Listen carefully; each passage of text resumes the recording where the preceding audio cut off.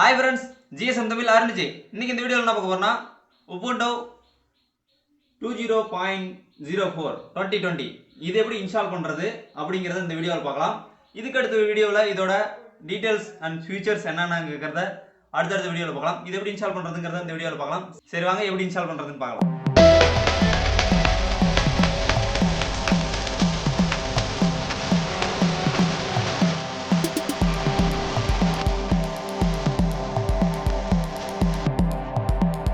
Okay, இப்போ Google chrome open பண்ணிட்டு Ubuntu Linux அப்படின்னு கொடுங்க. என்டர் பண்ணுங்கள். கீழே டவுன்லோட் இருக்கும், அதை கிளிக் பண்ணிக்கோங்க. கீழே ஸ்க்ரோல் டவுன் பண்ணுங்கள்.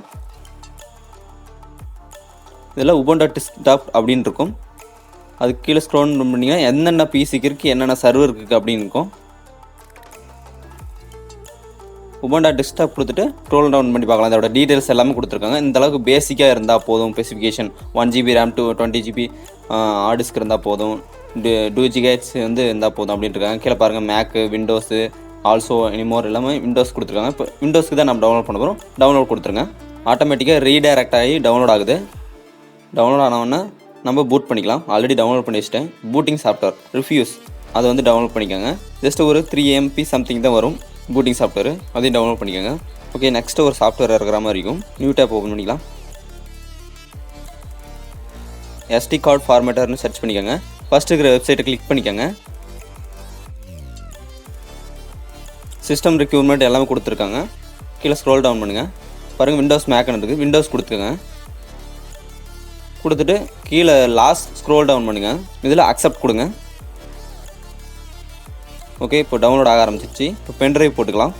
எக்ஸ்ட்ராக்ட் பண்ணிட்டு SD கார்டு ஃபார்மேட்டரை ஓப்பன் பண்ணி இன்ஸ்டால் பண்ணிக்கோங்க. ஓகே, ஓப்பன் பண்ணிக்கோங்க SD கார்டு ஃபார்மேட்டரை. இதில் ஜஸ்ட் வந்து பென்ட்ரைவ் போட்டிருந்தீங்கன்னா ஆட்டோமேட்டிக்காக வந்துடும். ஜஸ்ட் வந்து நீங்கள் வந்து ஃபார்மேட் மட்டும் கொடுத்தீங்கன்னா போதும், ஆட்டோமேட்டிக்காக ஃபார்மேட் ஆகிடும். ரிஃப்யூஸ் பூட்டரை வந்து ஓப்பன் பண்ணிக்கோங்க. பூட்டிங் சாஃப்ட்வேரை எஸ் கொடுத்துருங்க. அப்டேட் ஆகும். இதில் ஆல்ரெடி பென்ட்ரைவ் போட்டு டிடெக்ட் அடிச்சு இப்போ iOS ஃபைல் செலக்ட் பண்ணிக்கிற மாதிரி இருக்கும். எங்கே உபுண்டு வந்து OS வச்சுருக்கீங்களோ அதை டபுள் டேப் பண்ணிக்கோங்க. இப்போ லோட் ஆயிடுச்சு. ஜஸ்ட் வந்து MBR ஃபார்மேட்டில் மட்டும்தான் இதாகும்.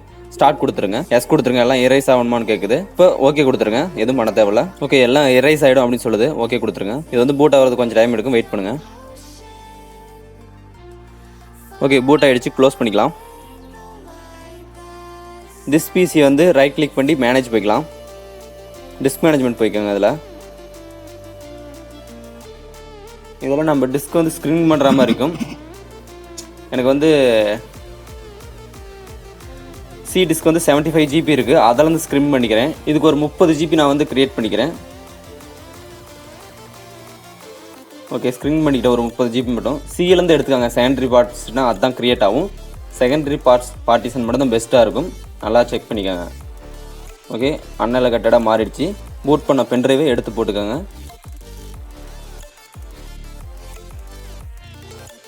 ஷட் டவுன் பண்ணிக்கலாம்.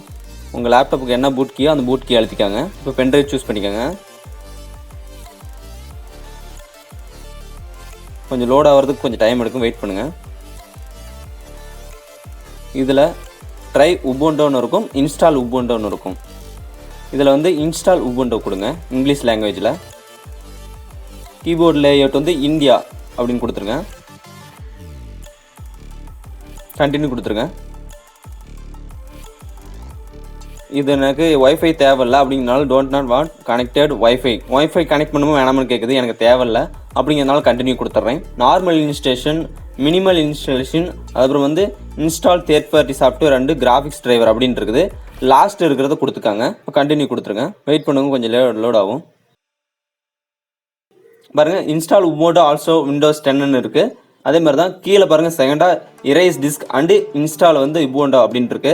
இது வந்து கம்ப்ளீட்டாக எல்லாத்தையும் இரேஸ் பண்ணிவிடும். சி டிஸ்கில் நீங்கள் வந்து எதை வச்சுருந்தாலும் சரி, அது எல்லாமே கம்ப்ளீட்டாக இரேஸ் பண்ணிவிடும். அதுக்காக அது கொடுக்க தேவையில்ல. அப்படிங்கிறனால சம்திங் எல்ஸ் கொடுத்துக்கலாம். நம்ம கண்டினியூ கொடுத்துடலாம். இப்போ நம்ம டிஸ்க் செலக்ட் பண்ணுற மாதிரி இருக்கும். பாருங்கள், ஃப்ரீ ஸ்பேஸ்ன்னு இருக்குது. நம்ம க்ரியேட் பண்ணது 31. நம்மளோட டிஸ்க் வந்து பாருங்கள் SDA1 SDA2 அப்படின்ட்டு இருக்குது. அதெல்லாம் டேட்டா டிஸ்க், விண்டோஸ் டிஸ்க், அதெல்லாம் டிஸ்க் வந்து ரீநேம் கூட பண்ணி வச்சுக்காங்க. அது மெயினாக ஒன்று. உங்களுக்கு இதில் டவுட்ஸ் இருந்துச்சுன்னா, உங்களுக்கு ஷோ ஆகிறது ப்ராப்ளமாக இருக்குதுன்னா, நான் வந்து பாருங்கள் ஃப்ரீ ஸ்பேஸ் வந்து கிரியேட் பண்ணி வச்சுருக்கோம். இதில் தான் இன்ஸ்டால் பண்ண போகிறோம். இதை செலக்ட் பண்ணிக்கிட்டு நம்ம ஃப்ளஷ் அழுத்திக்கலாம். இப்போ நமக்கு இது வந்து எவ்வளோ ஸ்டோரேஜ் தேவைப்படும்னா ஒரு 25 GB கொடுக்குறேன். ext4ல் இருக்கிற மாதிரி பார்த்துக்கிட்டு ஸ்லாஷ் கொடுத்துட்டு ஓகே கொடுத்துருங்க.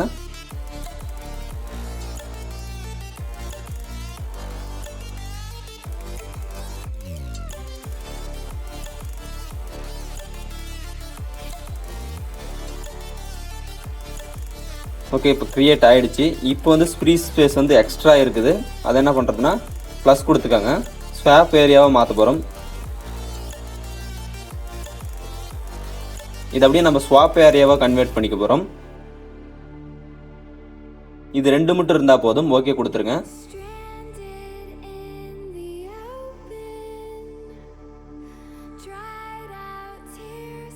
Device for boot loader installation அப்படின்னு இருக்கு.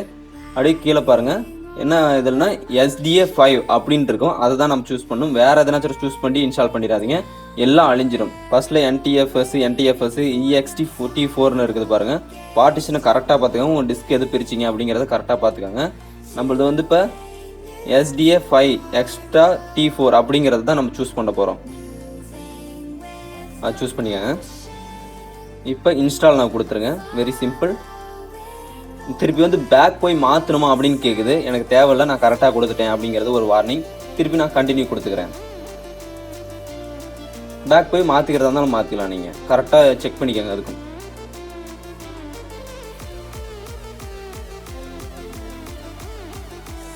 மேப்பில் வந்து கொல்கட்டா செலக்ட் பண்ணிக்கோங்க. கண்டினியூ கொடுத்துருங்க.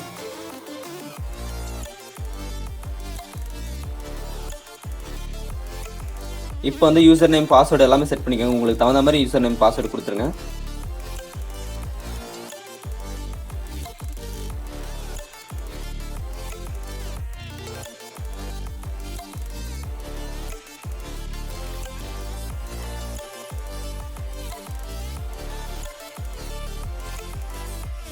ஓகே, இப்போ கண்டினியூ கொடுத்துருங்க.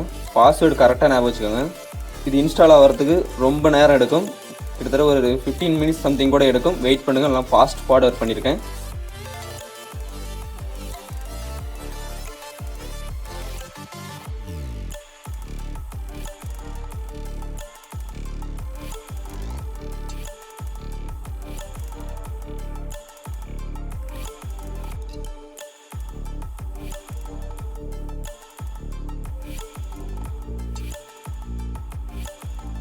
ஓகே, ரீஸ்டார்ட் கேட்குது. ரீஸ்டார்ட் கொடுத்துருங்க. ஓகே, விண்டோஸ் லோட் ஆகுது. இப்போ நம்ம ஒரு சில வேலைகள் பார்க்குற மாதிரி இருக்கும். உள்ளே போயிட்டு விண்டோஸ் ப்ராப்பராக வந்து ரன் ஆகுது. ECVCDக்கான லிங்க்கை கீழே கொடுத்துருக்கேன். டவுன்லோட் பண்ணி இன்ஸ்டால் பண்ணிக்கோங்க. இன்ஸ்டால் பண்ணிவிட்டு அதை ஓப்பன் பண்ணிக்கோங்க.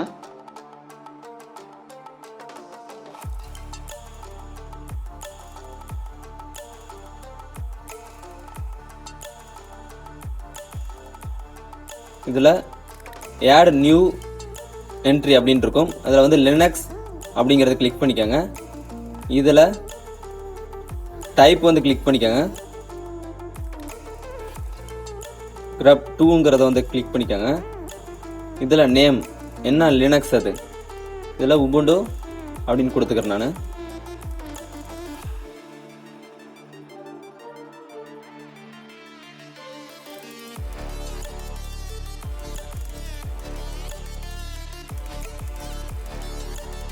இதில் ஜஸ்ட் இப்போ ப்ளஸ் பண்ணால் போதும், ஆட் ஆயிரும்.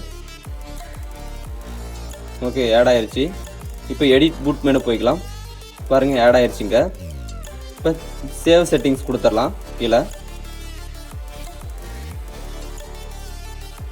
செகண்ட்ஸ் நீங்கள் மாற்றிக்கிறதா தான் மாற்றிக்கலாம். எவ்வளோ செகண்ட்குள்ளே விண்டோஸ் 10க்குள்ளே போகணும் அப்படிங்கிறத மாற்றிக்கலாம். சேவ் சேஞ்சஸ் கொடுத்துருங்க. சேவ் செட்டிங் கொடுத்துருங்க. இப்போ அந்த ECVCD வந்து செகண்ட்ஸ் செட் பண்ணுறதுக்கான காரணம் என்னென்னா, நம்மளுக்கு விண்டோஸ் வந்து எவ்வளோ செகண்ட்ஸில் பூட் ஆகணும் அப்படிங்கிறதுக்கான மீனிங் தான் அது. ஓகே, இப்போ க்ளோஸ் பண்ணிவிட்டு இப்போ ரீஸ்டார்ட் பண்ணுற பிசியை.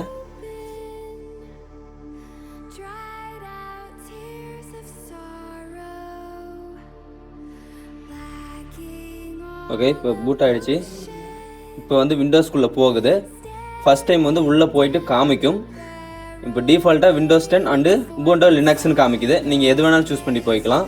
இப்போ நான் வந்து விண்டோஸ்க்குள்ளே போகுது. நெக்ஸ்ட் ஆஃப் ஆல் இன்னொரு டைம் ரீஸ்டார்ட் பண்ணி காமிக்கிறேன். அப்போ எதுக்குள்ளே வந்து போகிற மாதிரி ஆப்ஷன் காட்டுதுன்னு பார்க்கலாம். திருப்பியும் ரீஸ்டார்ட் பண்ணுறேன்.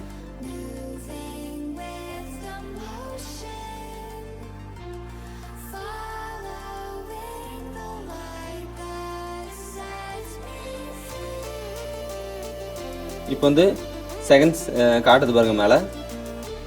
இப்போ வந்து உபுண்டாக்குள்ளே வந்துடும். செகண்ட் இதை கிளிக் பண்ணிக்கிட்டிங்கன்னா இப்போ உபுண்டா வாய்ஸ்க்குள்ளே போகுது. உங்களோட பாஸ்வேர்ட் போட்டு என்டர் பண்ணி உள்ளே போய்க்கலாம்.